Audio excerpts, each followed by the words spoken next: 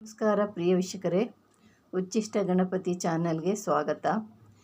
ಈಗೊಂದು ನಿಮಗೆ ಸಕಲ ಕಾರ್ಯಗಳನ್ನು ಸಿದ್ಧಿ ಮಾಡುವ ಒಂದು ಕಾರ್ಯಗಳು, ನಮ್ಮ ಕಾರ್ಯಗಳನ್ನ ನಾವು ಯಾವ ಕಾರ್ಯ ಮಾಡಿದ್ರೂ ನಮಗೆ ಯಾವುದೂ ಕೆಲಸ ಆಗೋದಿಲ್ಲ.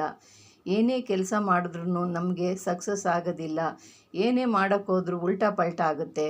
ಯಾಕೆ ಏನು ಅನ್ನೋಂಥವ್ರು ಈ ಯಂತ್ರನ ನೀವು ಬರೆದು ಧರಿಸೋದ್ರಿಂದ ನಿಮಗೆ ಎಲ್ಲ ಕಾರ್ಯಗಳನ್ನು ಸಿದ್ಧಿ ಆಗುತ್ತೆ. ನೀವೆಲ್ಲೇ ಹೋದ್ಲಿ, ನೀವು ಒಂದು ಬ್ಯಾಂಕಿನಲ್ಲಿ ಲೋನ್ ತಗೋಬೇಕು, ಬ್ಯಾಂಕಿನ ಲೋನು ಮತ್ತು ಇನ್ನೇನು ಒಂದು ದುಡ್ಡು ಕಾಸು ವ್ಯವಹಾರ, ಒಂದು ಆಫೀಸಿನ ವ್ಯವಹಾರ, ಮತ್ತು ಕೋರ್ಟು ಕಚೇರಿ, ಇಂಥ ಕಾರ್ಯ ಏನೇ ಕೆಲಸ ಮಾಡಿದ್ರೂ ಒಂದು ಕಾರ್ಯ ಸಕ್ಸಸ್ ಆಗಬೇಕು ಅಂದರೆ ನಮಗೆ ನಮಗೆ ಒಂದು ಇರಬೇಕು.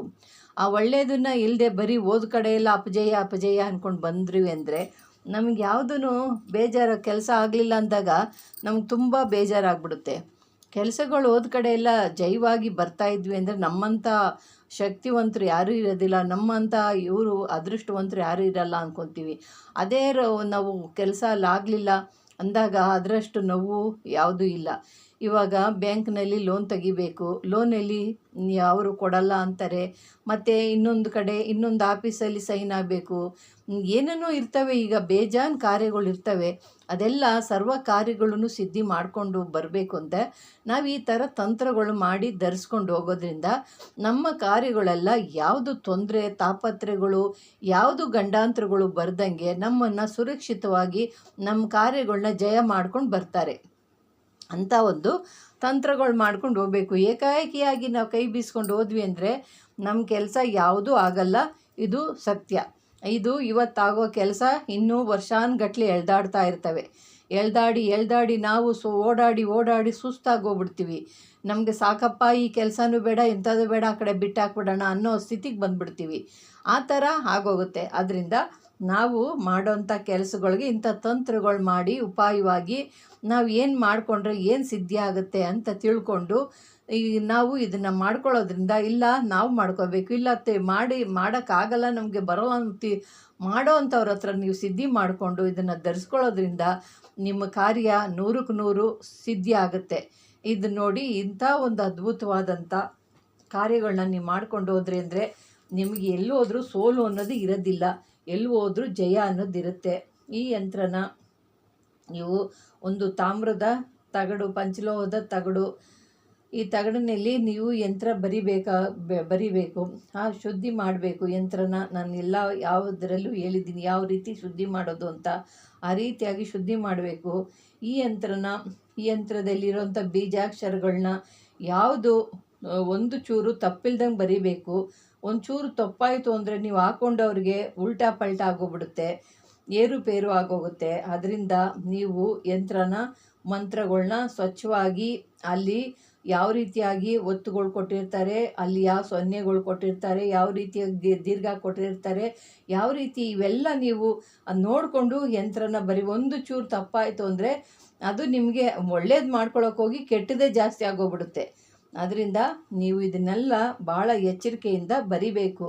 ಬೀಜಾಕ್ಷರಗಳು ಅಂದರೆ ಸಾಮಾನ್ಯವಾದಂತೂ ತಿಳ್ಕೊಬೇಡಿ. ಅದರಿಂದನೇ ನಾವು ಬರೆಯುವಾಗ ಯಂತ್ರನ ಶುದ್ಧೀಕರಿಸಿ ಅದಕ್ಕೆ ಪ್ರಾಣ ಪ್ರತಿಷ್ಠೆ ಮಾಡಿ ಯಂತ್ರಗಳನ್ನ ಬರಿಬೇಕು. ಕುಲದೇವ್ರನ್ನ, ಇಷ್ಟ ದೇವ್ರನ್ನ, ಮಾತೃಪಿತರನ್ನ ನೆನೆಸ್ಕೊಂಡು ನಾವೇನೇ ಮಾಡಬೇಕಾದ್ರೂ ಅವ್ರನ್ನ ನೆನೆಸ್ಕೊಂಡು ಪ್ರಾರಂಭ ಮಾಡಬೇಕು. ಏಕಾಏಕಿ ನಾವು ಪ್ರಾರಂಭ ಮಾಡಿದ್ವಿ ಅಂದರೆ ನಮ್ಮ ಕೆಲಸ ಅದು ಸಕ್ಸಸ್ ಆಗೋದಿಲ್ಲ, ಯಾವುದೂ ಅದು ನಿರ್ವಿಘ್ನವಾಗಿ ನೆರವೇರೋದಿಲ್ಲ, ಎಲ್ಲ ವಿಘ್ನಗಳು ಆಗ್ತಾ ಇರ್ತವೆ. ಅದರಿಂದ ನಾವೇನು ಮಾಡಬೇಕು ಅಂದರೆ ನಾವು ಈ ಥರ ನಮ್ಮ ಇಷ್ಟ ದೇವರು, ಕುಲದೇವರು, ನಮಗೆ ಮಾತೃಪಿತೃರು, ನಮಗೆ ಇವ್ರನ್ನೆಲ್ಲ ತಿಳ್ಕೊಂಡು ನಮ್ಮ ಗುರುನ ಮುಂಚಿತವಾಗಿ ನಮ್ಮ ಗುರುನ ಇವ್ರನ್ನ ಸ್ಮರಣೆ ಮಾಡಿಕೊಂಡು ನಾನು ಈ ಕಾರ್ಯ ಮಾಡ್ತಿದ್ದೀನಿ, ನನಗೆಲ್ಲವೂ ಜಯವಾಗಬೇಕು ಅಂತೇಳ್ಬಿಟ್ಟು ಸ್ಮರಣೆ ಮಾಡಿಕೊಂಡು ನಮ್ಮ ಇಷ್ಟ ದೇವ್ರನ್ನ ತಿಳ್ಕೊಂಡು ಕುಲದೇವತೆಯನ್ನು ತಿಳ್ಕೊಂಡು ಯಂತ್ರಗಳನ್ನ ಬರೆದ್ರಿ ಅಂದರೆ ನಿಮಗೆಲ್ಲನೂ ಜಯವಾಗುತ್ತೆ. ಈ ರೀತಿಯಾಗಿ ನೀವು ಯಂತ್ರನ ಬರಿಬೇಕು. ಈ ಥರ ನಾನು ಕೊಟ್ಟಿರೋ ಯಂತ್ರಗಳನ್ನ, ಈ ಬೀಜಾಕ್ಷರಗಳನ್ನ ಈ ಬಾಕ್ಸಲ್ಲಿ ನೀವು ಬರಿಬೇಕು. ಬರೆದು ಆದ ನಂತರ ನೀವು ಇದನ್ನು ಪ್ರಾಣ ಪ್ರತಿಷ್ಠೆ ಮಾಡಿ ಧೂಪ ದೀಪ ಅದಕ್ಕೆ ನೈವೇದ್ಯ ಎಲ್ಲ ಕೊಟ್ಟು ಅದನ್ನು ನೀವು ಏನು ಮಾಡಬೇಕು, ಒಂದು ಯಂತ್ರದಲ್ಲಿ ಅದನ್ನು ಅದನ್ನು ನೀವೇನು ಮಾಡಬೇಕು, ಯಂತ್ರದಲ್ಲಿ ನೀವು ಅದನ್ನು ಬರೆದಿರೋ ತಗಡನ್ನ ಯಂತ್ರದಲ್ಲಿ ಹಾಕೋಬೇಕು. ಯಂತ್ರದಲ್ಲಿ ಹಾಕಿ ಆದ ನಂತರ ಅದನ್ನು ಬಾಯಿ ಬಂದ್ ಮಾಡಿ ಆವಾಗ ನೀವು ಬಂದ್ ಮಾಡಿ ಅದನ್ನು ನೀವು ಪೂಜೆ ಮಾಡಿ ನೀವು ಧರಿಸ್ಕೊಳ್ಳೋದ್ರಿಂದ ನಿಮಗೆ ನೀವು ಎಲ್ಲಿ ಹೋಗ್ತಿರೋ ಅಲ್ಲಿ ನಿಮಗೆ 100ಕ್ಕೆ 100 ಜಯ ಆಗುತ್ತೆ. ಯಾವುದು ಸುಳ್ಳು ಅನ್ನೋದೇ ಇಲ್ಲ. ಧರಿಸ್ಕೊಳ್ಳುವಾಗ ನೀವು ಇದಕ್ಕೆ ನಿಯಮಗಳಿದ್ದಾವೆ. ಇದನ್ನು ಎಲ್ಲ ಸಮಯದಲ್ಲೂ ಹೇಳಿದ್ದೀನಿ. ಇದನ್ನು ನೀವು ಶಕ್ತಿಯಾಗಿ ಇಟ್ಕೋಬೇಕು ಅಂದರೆ 3 ಪಾಲನೆ ಮಾಡಬೇಕು. ಏನು ಅಂದರೆ ಋತುಮತಿ ಆದೋ ಮನೆಗೆ ಹೋಗಬಾರ್ದು, ಋತುಮತಿ ಆದವ್ರನ್ನ ಒಳಗೆ ಬರಬಾರ್ದು. ಋತುಮತಿ ಆದವ್ರ ಮನೆಗೆ ಹೋದ್ರಿ ಅದು ನಿಮ್ಮದು ಭಿನ್ನ ಆಗೋಯ್ತು.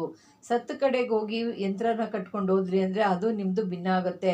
ಬಾಣ್ತಿಯರ ಮನೆಗೆ ಹೋಗಿ ಮಗು ನೋಡೋಕೆ ಹೋಗುವಾಗ ಅದು ಭಿನ್ನ ಆಗೋಗುತ್ತೆ.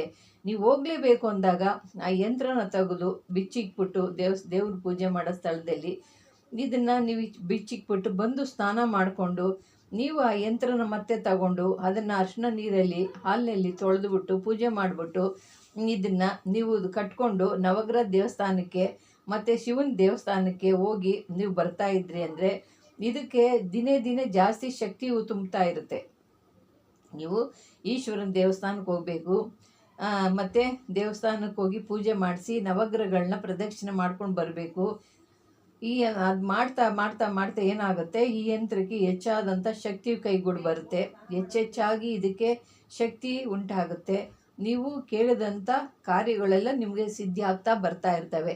ನೀವು ಆ ರೀತಿಯಾದಂಥ ಒಂದು ಯಂತ್ರ ಸಕಲ ಕಾರ್ಯಗಳನ್ನು ಸಿದ್ಧಿ ಮಾಡುವಂಥ ಈ ಯಂತ್ರ, ಈ ಸಿದ್ಧಿ ಮಾಡೋ ಇದೇ ಬೇಕಾಗಿರೋದು. ನಮಗೆ ನಾವು ಎಲ್ಲಿ ಹೋದ್ರೂ ನಾವು ಸಿದ್ಧಿ ಆಗಬೇಕು, ಜೈವಾಗಬೇಕು ಅಂದಾಗ ನಾವು ಈ ರೀತಿಯಾದಂಥ ಒಂದೊಂದು ಉಪಾಯ ತಂತ್ರಗಳು ಮಾಡಿಕೊಂಡು ನಮ್ಮ ಕಾರ್ಯಕ್ಕೆ ಹೋದ್ವಿ ಅಂದರೆ ನಮಗೆಲ್ಲ ಕೆಲಸಗಳನ್ನು ಜೈವಾಗುತ್ತೆ, ಸಿದ್ಧಿ ಆಗುತ್ತೆ. ಅಂದ್ಕೊಂಡಿರೋ ಕಾರ್ಯ ಯಾವುದು ವಿಘ್ನವಿಲ್ಲದೆ ನೆರವೇರಿಕೊಂಡು ಬರ್ತೀವಿ ಸಂತೋಷವಾಗಿ ಕೆಲಸ ಮುಗಿಸ್ಕೊಂಡು.